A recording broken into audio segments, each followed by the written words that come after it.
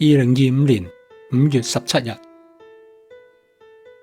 黎明終於光復了香港。二，大家好，我係易經人。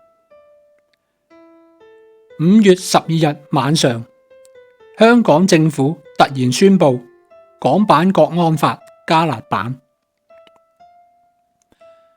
5月13日，中共外交部發言人林超仍然口硬，敦促美方糾正錯誤，芬太尼係美國嘅問題，唔係中國嘅問題。佢仲強調，中方已經多次表明立場，芬太尼濫用問題嘅根源係在於美國國內，因為中方喜歡打嘴炮，係靠爭面子嚟統治國家。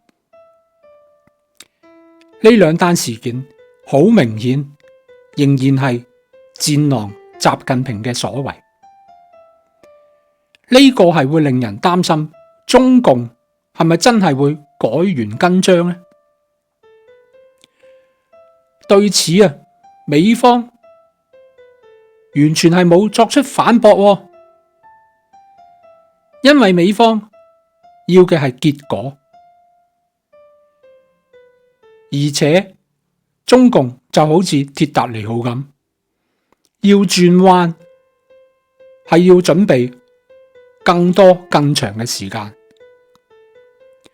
否則係會撞向冰山沉船。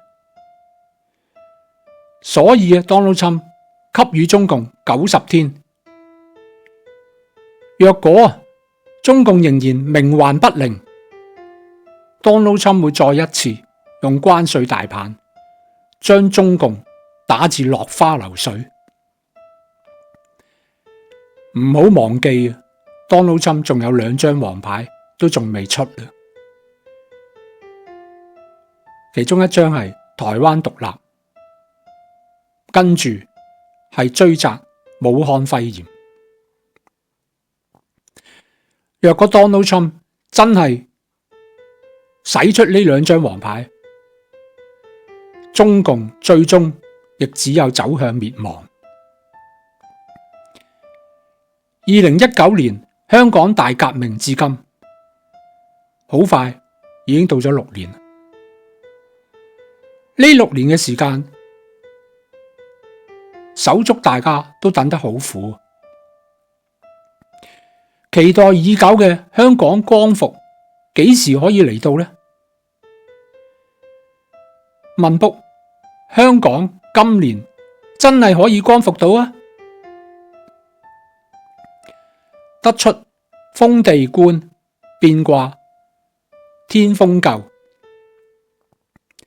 卦象顯示九族吐走，驅入谷口，與虎逢之，逼不得去。意思係狗去追隻兔仔奔跑，一齊走入咗去谷口。喺呢個時候遇到隻老虎，喺無奈嘅情況之下，不得不離去。按卦象，以下係我個人嘅分析：狗係中共或者係習近平，佢追捕緊同欺負緊隻兔仔係香港人，走進谷口，亦係代表住中共走向絕境。呢個時候遇上咗老虎 Donald Trump， 最終喺非常無奈嘅情況之下，隻狗中共同埋習近平不得不放手，讓香港人恢復自由。終於明白點解美國佬呢幾年冇對香港狠下重手呢？一來美國商人仲有好多利益放咗喺香港。二來，香港仍然有好重要嘅戰略價值。若果美國佬真係解放咗香港，俾香港回復自由，我所講嘅係真正嘅自由。只要我哋呢班黃絲嘅手足肯返香港發展，相信可以喺短時間內絕對可以令香港回復返昔日嘅光輝。大家一齊共勉之。大家可能會覺得好奇怪，點解個封面圖片背景係香港旗？套用少林足球入邊周星馳一句對白：做人如果冇夢想同條鹹魚又有乜嘢分別啊？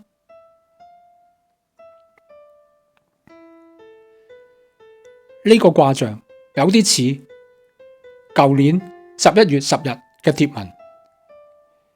2025年黎明終於光復了香港，係有異曲同工之妙。同埋1月18日，今年1月18日嘅貼文，2025年值年卦都顯示出香港係會重光。三支卦都分別顯示香港係可以得到光復。而家只係希望今年香港真係可以重光，唔怕長氣，再講多一次，再一次約定大家，今年香港光復之日，煲底見。今日嘅分享到呢度，鍾意嘅朋友請讚好及留言，並分享俾你嘅朋友，及訂閱易經人 YouTube 頻道，並追蹤易經人 X 專頁及追蹤易經人 Truth Social。我係易經人，多謝大家。